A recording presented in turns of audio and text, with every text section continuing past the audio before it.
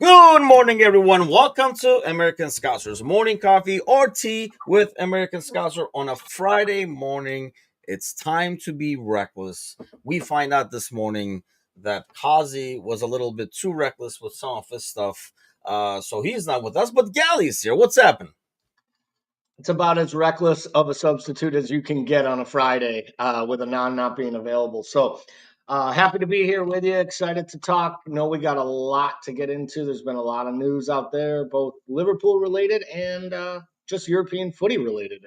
In all Yeah, there's like counts. finally the pieces are falling, and I do think I honestly thought it would have started a lot earlier, or a lot of these negotiations are taking a lot longer than I thought they would. We'll talk about Diaz and stuff like that, but yeah, a lot happening though. Either way, Alan Nasir, Sir Z, what's going on, gentlemen? To be honest, in terms of new news, there's not that much new news compared to when we were with John Friday morning, but they're kind of like progressing in different, weirder ways. So let's start with the center forward one. We were talking about it on Wednesday. At that time, they were interested in Ekitike, and we were maybe interested in Isak if he was available for 120 and stuff. So the tables have kind of turned where either we were kind of told that Isak will not be available at least for 120. So now Liverpool is going after Ekitike, which, mind you, go back a month or so ago, this was like big news at the time that we were going after Ekitike initially. Because I know I watched some YouTube crap on him. So it's now it's going back there. I am, for the record, and I thought about this a lot, and I was actually talking about it to John. I am more okay. I realize the Premier League proven aspect of Isak, but Hmm. I think in some ways I'm a bit more okay with using the same amount of money to fill, because you do have, if new, hopefully eventually we can, if we offload Nunez, you do have two center forward positions to fill.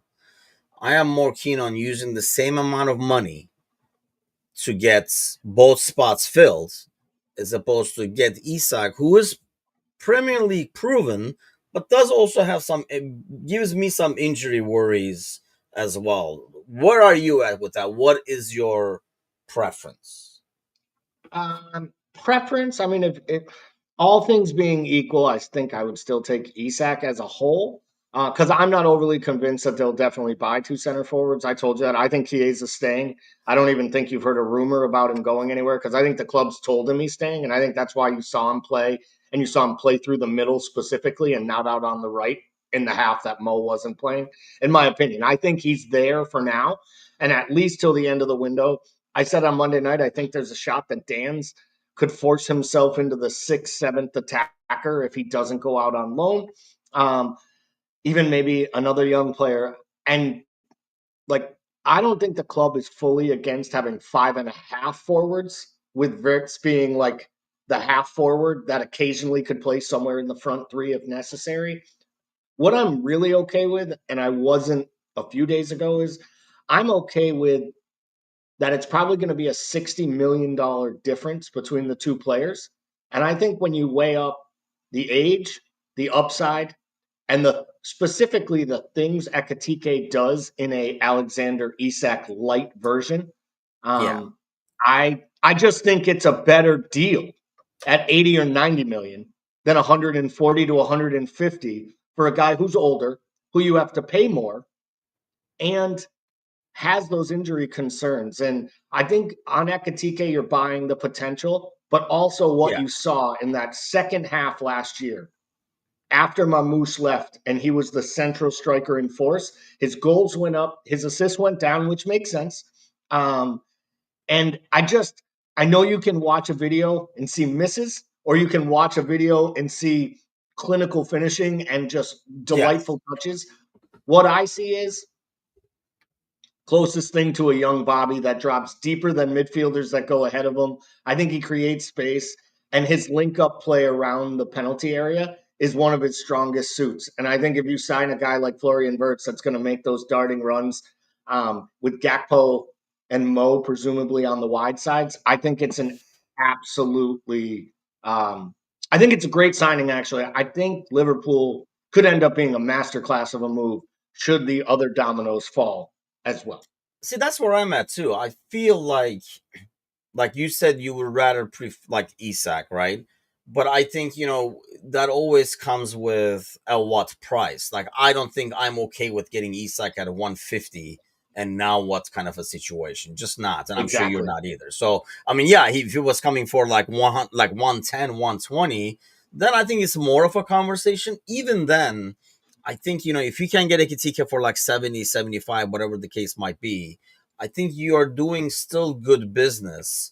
um, Jimbo says, by the way, long time no see, man. Yes, I think Isak is a little too prone to injury, so I think getting a younger player could be a good move. He does seem Isak. I did see a lot of highlights of him that did give me Bobby vibes as well, with his like fancy short passing, and he's very good at running onto a ball and dropping it right back to the guy who passed it to him and stuff like that. Yep. You know what really good looks good on those clips, by the way? Marmouche.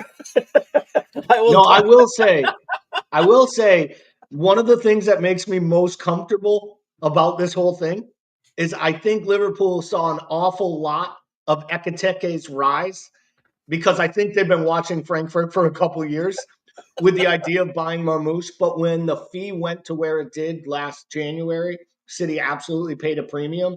And let's not forget, Marmouche was a late starter. So Marmouche is, I think, 3.5 or 4 years older. He's 27.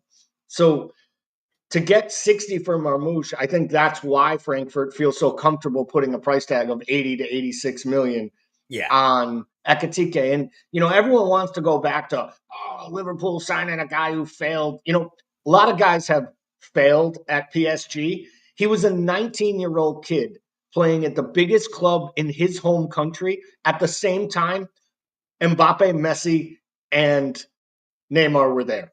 He had zero chance to succeed. And I guess I understand the whole, it's like risky, it's gonna be another Nunez and stuff like that. But I mean, there are not, aside from Isak, and that's why he's maybe 140. There's no other player that you're gonna be like, oh, he'll definitely work. Like anybody you bring, especially from another club, you are going to have doubts in terms of, oh, how are they going to adjust to the Premier League and stuff like that. So I think that should not be a deciding factor, because when you take Isak out of the equation, like then everybody is on the same equal playing level. I mean, who are you going to get? That's you're going to Everybody feel had this comfortable with. everybody had the same concerns when the skinny Swedish kid left Real Sociedad for Newcastle as well. Yeah. Everyone said the same things. Now, physically, it took him a little bit, and he did have a little ramp up time. I think that's another luxury here. I don't think Ekitike needs to start the Community Shield. I don't think Ekitike needs to start the first match of the year against Bournemouth if you don't want him to, if he's not ready to. So they have the ability to bed him in and let him get used to the league as well, which I think is a really important thing. Kevin says Liverpool has two. Kevin, first of all, where the hell is Gahey? I thought you were sealing this deal for us. But yeah, Liverpool has too much money and everyone wants to be a champ. Does this make EPL fair, or should we just predict the table now? I don't know, man. I remember this time last summer saying, for example, why are they even playing the Spanish league? Because Real is going to win everything under the sun, is what we were thinking. It just does not work like that. I mean, I guess that's my biggest concern behind the scenes.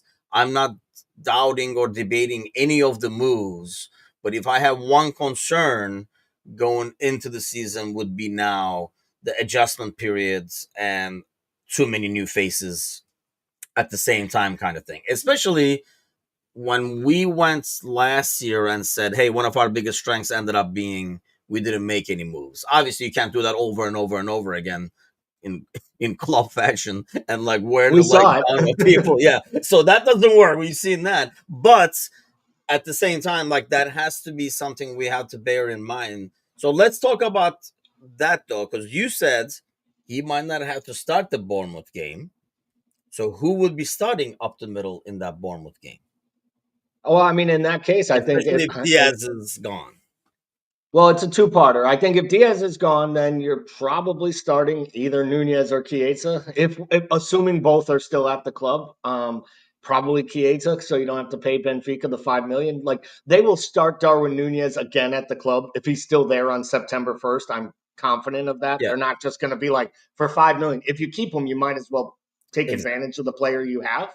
I still think he's going to go. I'm not trying to give anybody agita or make them nervous on this reckless Friday Yes, let's morning. not As do that Gally too said, early. Darwin staying. I didn't say that, but you got to find a buyer for him, and Liverpool doesn't. Liverpool doesn't just sell to sell. They may concede a little bit on Darwin, but I don't believe they will. Like I think they would wait another year and see what they could do, and if they had to keep him in the squad, I really do believe that if they had to. But you'll find a loan or you'll find an option to send him out of the club. But if he's still here and Ekitike is not ready, maybe I would say Wirtz through the center as a false nine, but it doesn't make as much sense because you can't play Gravenberch. So you assume Soboslai and McAllister if McAllister ever starts training again, because he still hasn't been spotted yet in the summer in training. So that injury at the end of last year seems like it's lingering a little bit. So it'll be interesting to see what we do. But at this point, Diaz is here, so I would say Diaz through the middle, Gakpo on the left. But I genuinely think we're going to get to that topic, and I guess I'll share my opinion then. Yeah. Don't even go there, Ozan. We're not doing this. Don't put a scare in me because I am still worried about and like just don't have the energy to, to tell people who are like, you never know, maybe one more season. Um well, Mr. Barrett is announced as you look like you're heading to training right now. We might need somebody up top, so you I never always know. get this. It doesn't matter what I wear. If I'm downstairs for whatever reason, it makes me actually come across as taller. People are always like, Gally looks like he's working out. I can assure you, I'm not. And then Sergi says, "Oh, Hassan is in the house as well. Good morning. Welcome aboard, gentlemen. If you're watching live right now, do hit that thumbs up.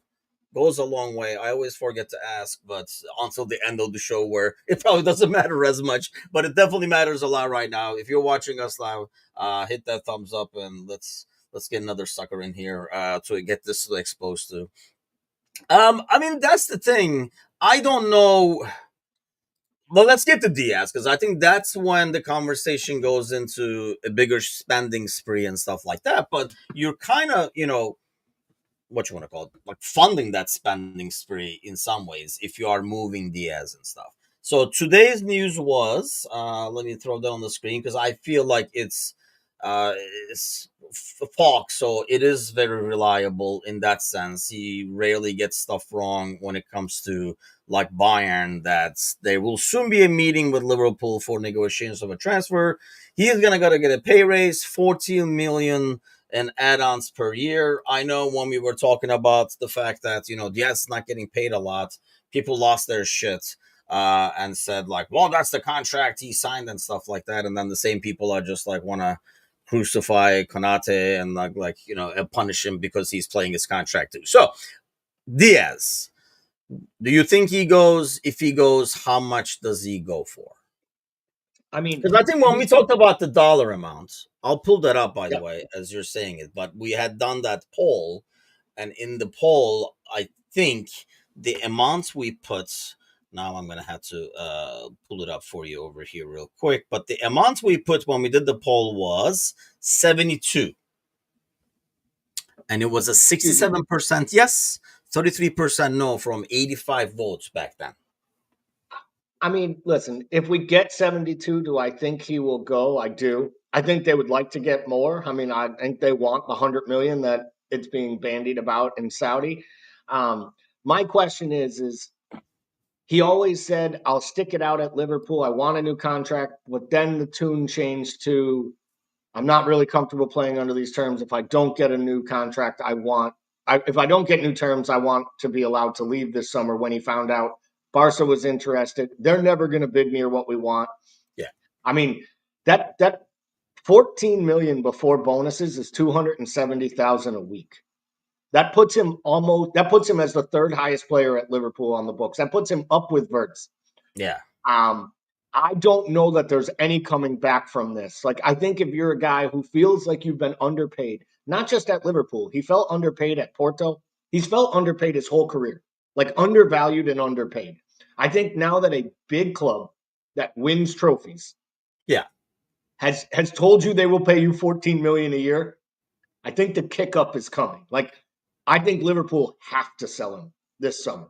So they have to decide, like, if they say absolutely no to Bayern because Bayern won't go over 65 million, will Diaz consider Saudi just for 1 year even and get out of it like some of these other players have, like John Duran did and other players have in the past? Maybe he gets his move to Barcelona in a year or two from Saudi, and take that bag of cash. You got to figure if we're willing to pay him, if Bayern's willing to pay him 270, I bet he could get 325 to 350 if he would take Al Nasir's money. Um, so if I'm Liverpool, I would do right by the player if I could. And I think you find middle ground. And I think you make Bayern know. Make it a 70 million guaranteed with like 5 million in add-ons, and he's yours before your next preseason match. I think so too. I mean, you would think Diaz would want that. I think that is always there for him. The Saudi money is still there for him. I was thinking about that this morning, by the way, when I was like pulling up some headlines. I remember talking about it and people saying over here, I think it was like last summer or the summer before, that all of this Saudi thing is going to die in one season. And warned you guys then, there's enough oil money to keep going for a while. So it is going to keep going. And I think Diaz, a guy like Diaz, especially with his style and what he does, I think we'll always have a market over there, right? Like 100%. because of his ability and the way he plays more than like ability, because I think it kind of like appeals to that kind of like brand of soccer. So I think that is good, but I don't know. So I was never worried about, oh, we're gonna have another situation where he's gonna run out his contract, because I always felt like he would go last season, like next summer if he doesn't go this summer, kind of a deal.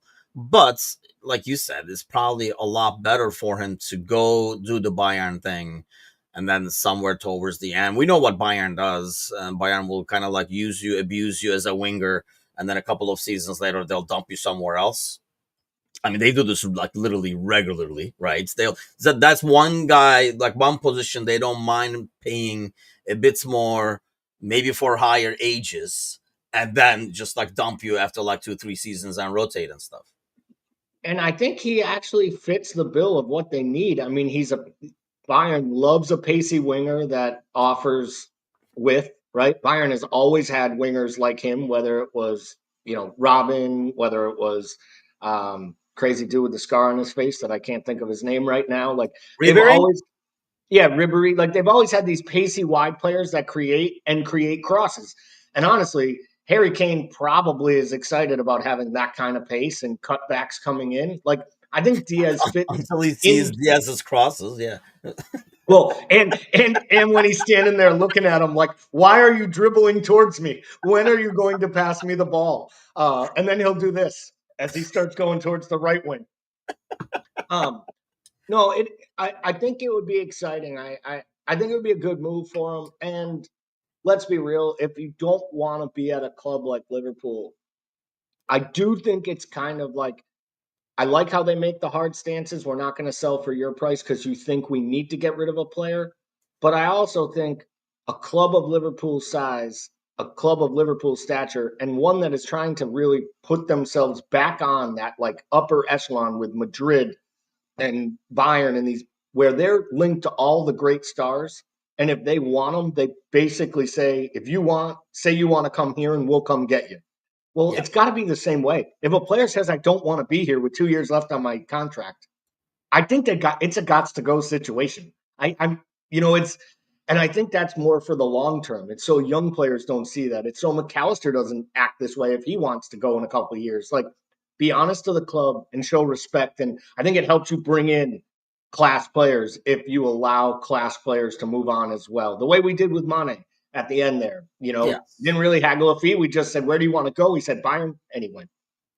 And honestly, that's another thing. Like when people talk about, we had a lot of discussions. Good thing Kazi's not here this morning, because I didn't want to get into that Konate discussion personally. But you have to think long term in terms of, because when players evaluate teams, and let's face it, if you're going on the top players, they have choices, they have options. You want to be the club they are going to want to go in. I'm as much as I understand the being in control with Diaz. I mean, you have to consider what Diaz wants as well. Do you really want a guy who's not going to be, unless you renegotiate? If you decide to, let me ask you this: if they decide, hey, you know what, we can afford to do this, not money wise maybe, but in terms of number of changes and stuff like that, do they bump them a little bit?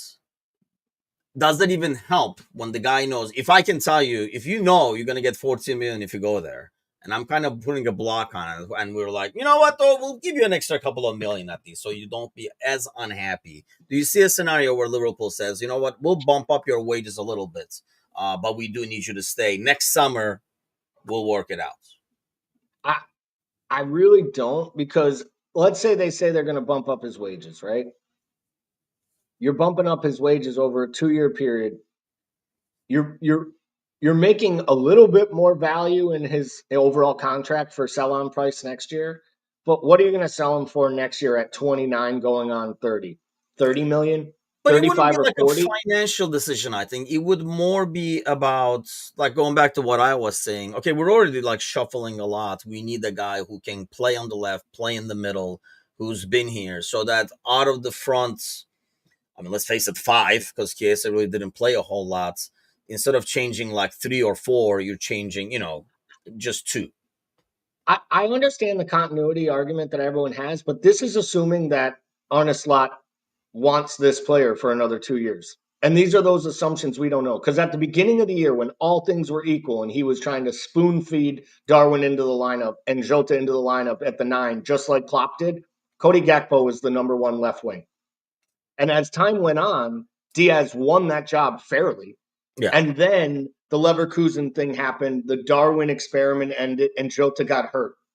I'm not totally sure that if Jota doesn't get hurt and we don't see Diaz through the middle as much, that it wouldn't have been more of a straight platoon between Gakpo and Diaz. And in what I saw, we So talked about you're it Monday saying night. who? I'm sorry. Like, so if Jota is healthy, I, who would have been on the if left hand Jota side? was healthy, I'm not sure if Diaz didn't have all those minutes through the middle and Gakpo doesn't pick up the injury he does. I'm not so sure that we see Diaz as this like first choice left wing all season, Hmm. allowing him to put up the numbers. Because 2 years ago he was pretty poor, and he was coming off the injury the season before. I just think that we it's such a short-minded approach, and that's what supporters do. They remember the last 10 matches or the last 15 appearances. But like if you took that performance, and I know it was Preston, right? But that looked like a very fit, very lean, very eager left wing in Gakpo for 45 minutes against Preston. That second half, he was one of the more impressive players. I thought Gakpo was really good, and I thought he looked like a guy who was like, I don't care if Diaz stays or you guys want to sign Rodrygo or get Anthony Gordon.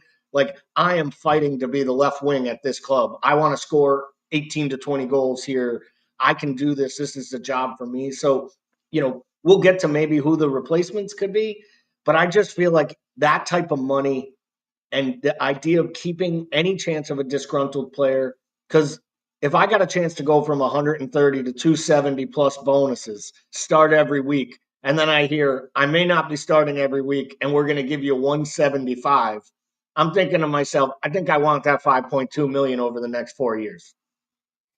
Yeah, I can see that. I mean, it really depends on how much you like where you're at as well. Especially knowing him, though, I wondered if he would do something where he would accept that, knowing, hey, maybe next summer Barcelona would come over, because you can clearly tell from his dad and from him and stuff like that. That is more the dream move. So I think, I can see him saying, you know what, that's fine. And then next summer, my price will drop where Barcelona might be able to come in and do that and that gets me, then they might come and get me. The thing with Gakpo is that's Gakpo on Sunday. I don't know which Gakpo you get on Tuesday. I don't know which Gakpo you get on Thursday. The problem I have with Gakpo is the consistency thing, game in and game out. It just feels like when he is there, you can tell within the first 5 minutes which Gakpo you're getting. Like you're like, oh, we got the good Gakpo today, or we got the shy, quiet, off to the side, not doing much Gakpo today. And I think that's like my biggest problem. Whereas with Diaz, even when he's having a tough day on the ball, he does so much off the ball, and there's so much like like energy involved in his game and stuff on a consistent basis. I mean, there have been so many games. I keep going back to this last season, and I really hope that we do not say this season, we missed those days, because people give a lot of shit to Diaz when he was playing through the middle, when he was playing out of position again, because Gakpo cannot play there, so Diaz had to slide over there.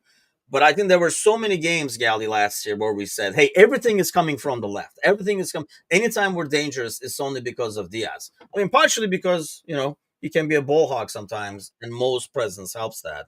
But there are games where you never. It's almost like Gakpo is invisible. He might not have a great game, but I've never said Diaz is invisible today. You might say he's not effective today, but we never said he's invisible That's today. I completely agree with that. I also, you know, there's just as good of a chance that he has 23-24 form this season as he does 24/25 form this season. And if you were to revert back to that, you see these figures and fees drop astronomically. I just think that, there's been all chatter about we let people leave for free. To be totally honest, Michael Edwards and them weren't big on letting people leave for free. Jurgen Klopp was big on talking management Yeah. and keeping his guys around till the end. He kept Emerjan. He wouldn't let him sell Genie. He allowed Milner to walk out the door, like Adam Lallana to leave, like because those were his core guys that were his like. Not, I don't like the word soldiers because I try not to use the military references, especially with all the crazy shit going on in the world. But those were the guys that he relied on, not just as leaders on the pitch, but more importantly, leaders in training. And I think Arne Slot seems much more ruthless to me. We've talked about how he had a year with these guys.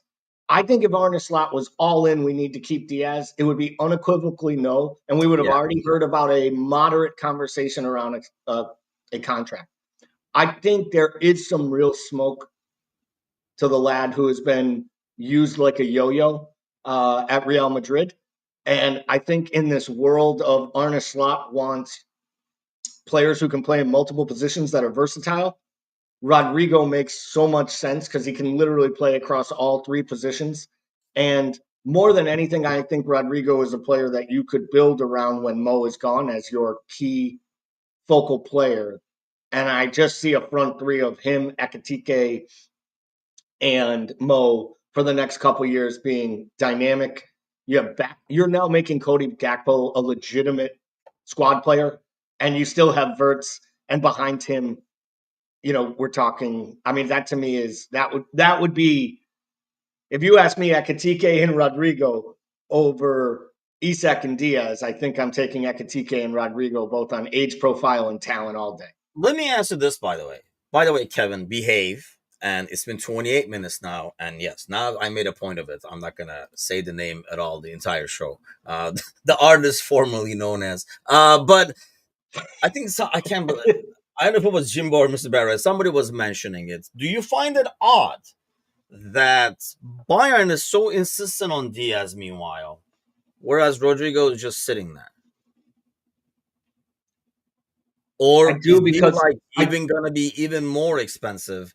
Would we pay even oh more to upgrade in that thing? I mean, he's probably because of age, I would think he has another like 10, 20 value overall. I think you're paying 90. I think you're paying somewhere between 85 to 100 for For Rodrigo, and Rodrigo? that's yeah. I mean, he's 24 years old. He's a Brazil international. His underlying numbers, I've said it before, he's been yo-yoed around.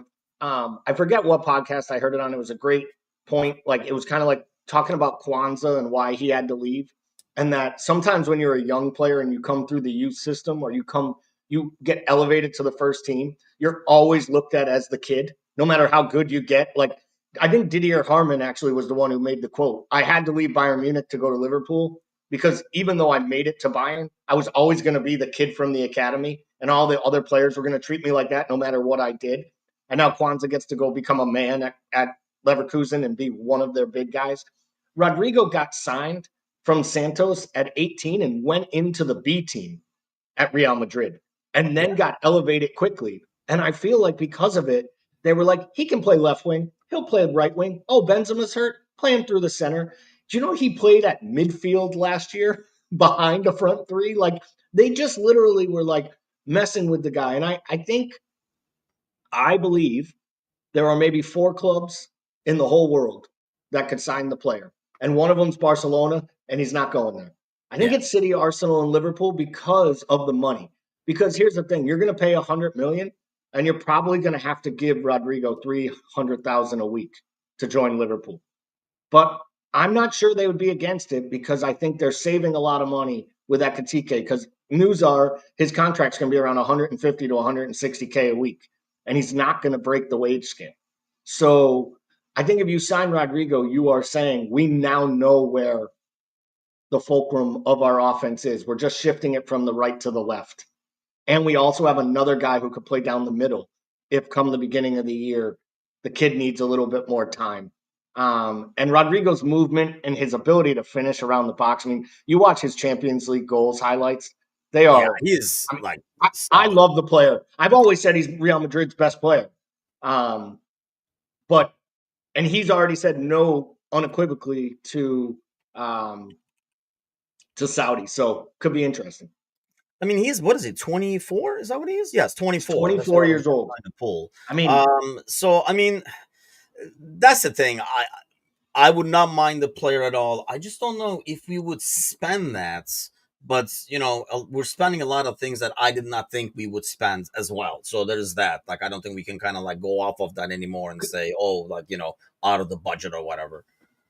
do you think maybe it's one of these like, hey, if we can get enough for Diaz, Harvey, Doak, and Elliott, or Diaz, Harvey, Doak, and Nunez to just about offset Ekitike and Rodrygo, then you're really only putting out the outlay on a center back that you already had earmarked for this window. Like Yes. they said they didn't need to sell a player to spend another 200 million. Well, if you sell enough players to make 150, 160 million, I kind of feel like it would be a no-brainer, but it really depends on whether or not um, Madrid really is going to put him up for sale because they've talked about this so many times with big players, and then they're like, yeah, he's decided to stay because he loves living in Madrid. Damn, man. Mike had that like ready to go. He just hit the enter. It felt like that came really fast. That Doak is staying. I don't know. I just don't like some of Still these don't younger see it. kids. And I think Doak is kind of, I mean, it's odd to say he's getting up there, but he's not real. Let's say it that way in terms of like a future project. I just don't see him finding a spot on this. Like, you just need him there for the numbers. He's an asset you can move. And I mean, that makes sense because then I don't know, like let's say you promote Neoni to Elliott's role in that sense, coming off the bench and getting some minutes there, which weren't a lot of minutes, let's be fair, for Elliott. And like obviously there's a lot of money being talked about for him. You're gonna get, I think you would find buyers easily once this like Osman thing falls through. Like I know Gotsa is interested in Nunez, for example, and just watch that fucker score against Fenerbahce or something like it that once he goes to Galatasaray, right? But the reports were this morning that Galatasaray have hit their deal with Napoli. 40 million up front, 35 million next year, and they're guaranteeing not to sell him to an Italian club for 2 seasons. I just read literally. Well, depends, I guess. It depends on which source you're looking at. I just read And you in could be like right on just in the what I saw. Turkish end of it saying just when they agreed Napoli wanted more stuff, kind of a deal, whatever that could be. I'm not sure, but It's what I talked about with you that time that he really wants to go to Juventus, and Napoli's number one job is trying to keep him out of Italy. yes. And I think, yeah, like at least for 2 years, kind of a thing. I don't know, like you will find a market, I think, for Nunez if you lower the price. I think that's the deal. But you almost have to say you have to cut your losses short in some ways and not hang on to a player. I mean, we talked about like Slot and being ruthless and stuff like that. I don't think Slot is going to be okay with dealing with Nunez, new haircut or not. Uh, it, if he wasn't big on him last season, especially after spending so much money already, right? Hanging on to a guy that you're not big on for like because you didn't get another 5 or 7 million seems counterproductive, doesn't it? Especially in probably the most important position, especially if you go through get Ekitike. And I don't think Nunez would want to come off the bench. Maybe that's what makes him that forces his hand to go to Saudi and look at some Saudi bids that I think he wants to avoid right now because of age, family, all that kind of stuff. I do think so. I mean, he wanted to go in January, so let's be real. I think why he wanted to stay in Europe was because he thought clubs like Napoli and Atletico Madrid were interested in him.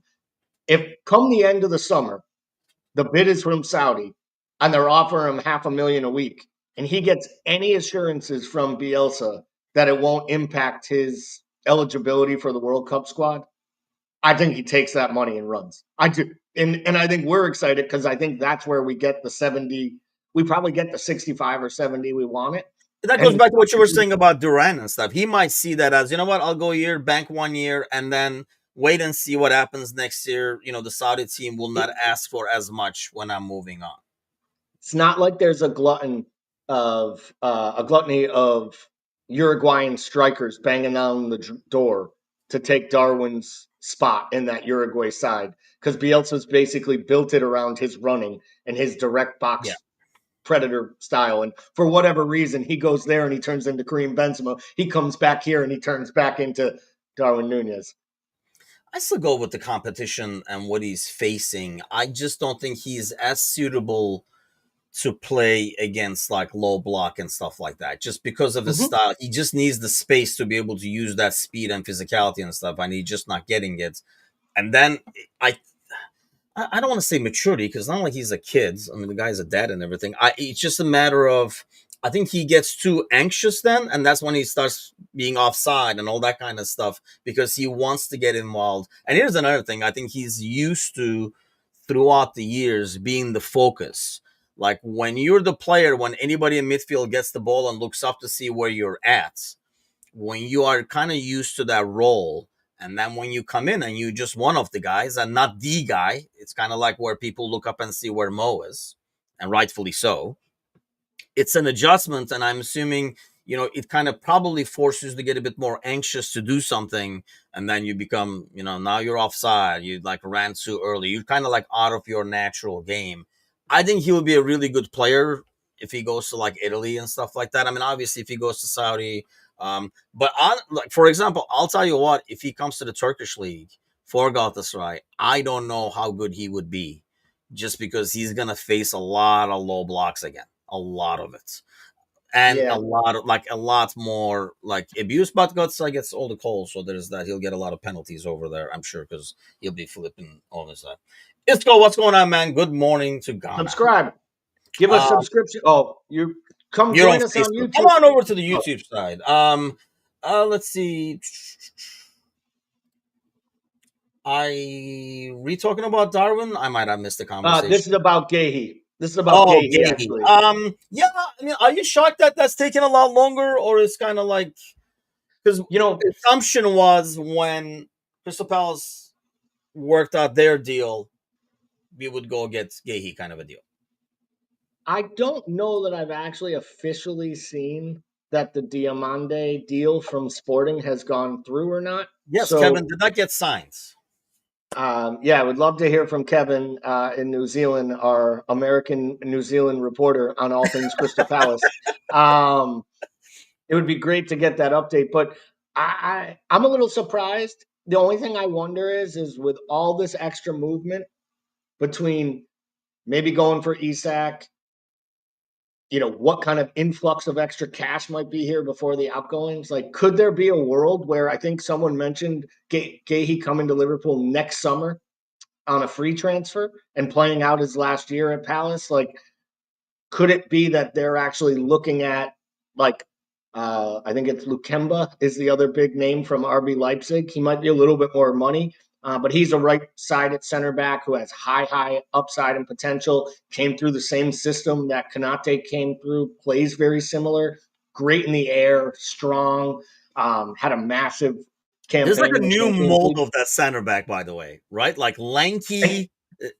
yeah, and he fits all the check boxes of a Liverpool center back. So maybe they've kind of shifted their attention there, saying, "Hey, let's wait a year on Gahey, not pay a fee, get him on a free next summer when we know what's happening with Kanate." And now we still have Lukemba, Virgil, Kanate, and Gomez this year, and then maybe Kanate moves on a free, and you sign a player on a free.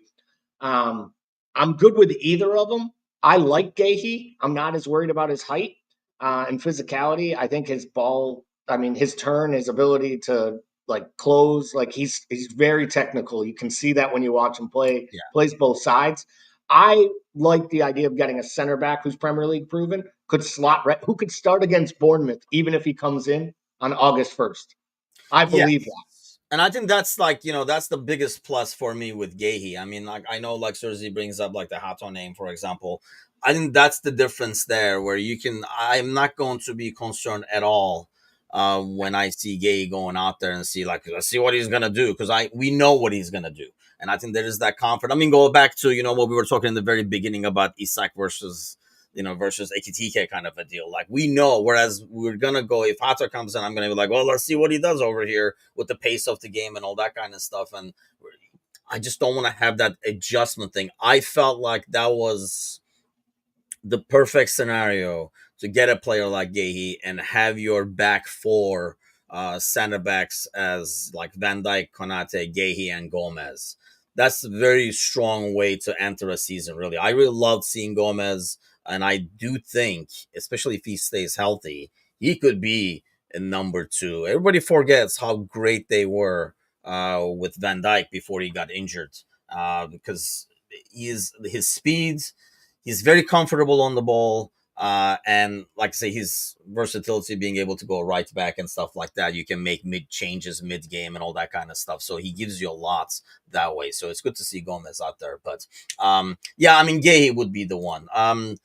Zabarni, the Bournemouth center back, Spurs on answering the market for him. What do you think of him? Because I saw one game where I was like, actually, this guy is even better. And then I saw a couple of other games with Bournemouth, and I was like, I don't know. As Kazi always calls Kanata the bridesmaid, I felt like he was kind of like the bridesmaid in a little bit.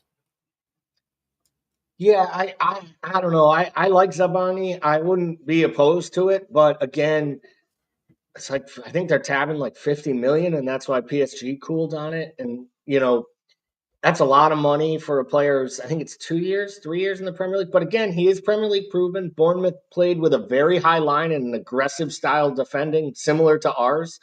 Obviously, he knows what kind of craziness how to deal with Kirkez. So maybe he helps the squad Yeah. that way. Just, you could put his locker right next to Kirkez and nobody on the other side. Be like, hey, there's initiation to every gang. Good luck. Here's some noise canceling earbuds. I I don't know. I like Zabarni. I think he's good. I think we have great relationship with Bournemouth, and I think the guy who kind of looks like a James Bond character also probably knows a lot about Zabarni. So if we're Yeah. not in on him yet, maybe that tells you more, I think and tells you price that is a it's a big issue, non-starter. and you're dealing with Bournemouth, who is not hungry for that cash because they already sold a center back, so they can kind of say, "You really want him? This is what we want for him," kind of thing, and Yep. play a bit more hardball because they already got the cash in. They don't really need to sell, so that's kind of like the big deal. I mean, I really want, honestly, like with Gay, I would be very confident going into the new season with the players we have in the back line. The key right now to me is let's sort out this attacking force over here. So we're not relying on Mo, and when Mo has a down game, we look rough. I think that's what I mainly worry about. Let's sort that out. Whether it is, regardless of who it is, really, I do want that to happen soon. Get him in here early so we can get past the adjustment period as much as possible before the season starts. So it'll be interesting to see. You would think within the next day. You think anything by the time we meet Monday night podcast? You think there'll be anything happening over the weekend? I mean, I think there could be. I think if anything, maybe the Ekitike thing pushes through. I mean, there are people right now, and these are some like I got Twitter open over here just in case anything pops through. There are some people like Graham Bailey who is actually like, I mean, he does like a morning spot on the American Sirius XM channel. Like he's a actual journalist in Europe on transfers. Is saying that Liverpool have made it clear they're not abandoning the Alexander Isak pursuit fully until he signs the new contract that's offered to him. And he refuses. And then there's reports out there that Saudi might offer 200 million to I sign saw Isak, that. Yeah. which made me laugh because that would be like the greatest level of money laundering in the history of money laundering. Like we own the public investment fund and Yeah. we own Newcastle. We will give you 200 million for our player. I mean, your player. And we'll give you 200 million to go spend on whatever you want and balance Yeah, your here's PSR some numbers for money. Go years. buy what you want. Go get Ekitike I or mean, whatever else you that's want. like But the other thing is it's like like right out of the with third Isak episode of being like, Ozark. wait, what? Like, I'm not going there. Like, I didn't want to go there. So I can see Yeah, Isak I'm, being very I'm against that. kidding. I'm just I kidding wouldn't put it about it. past them if they give him like some freaking crazy Ronaldo like wages or some crap like that, saying we're getting the best striker in the Premier League. I wouldn't put it past me either, but that would be some episode 3 of Ozark type of fucking shit right Yes. there. Let me tell you.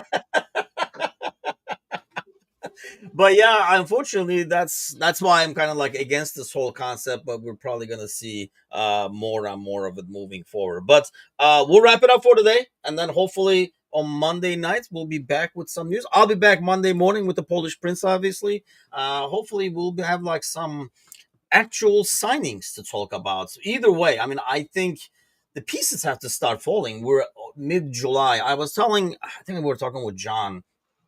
It feels like it's a lot later in the transfer window. One, because of like how we took care of some of the big business very early, even before I mean, obviously the window opened a lot earlier too. But more importantly, it felt like with the whole, like the Jota situation, like those 2 weeks have felt like a month and a half, it feels like. So it is only mid July, but with camps already going and stuff like that, I'm sure like Slot wants those guys in 28 days, says. And who's counting, right? But in 28 days, the season starts over here. So, but thanks a lot as always. Thanks to the chats. Lively as always. So, but as always, I am going to ask you guys to bring some new people to this chat, grab them by the ear, have them grab a cup of coffee or tea, and join us in the morning. Gally, thanks for hopping on, man. Thanks to all those joining us. We'll see you guys Monday. Have a great weekend. Take care.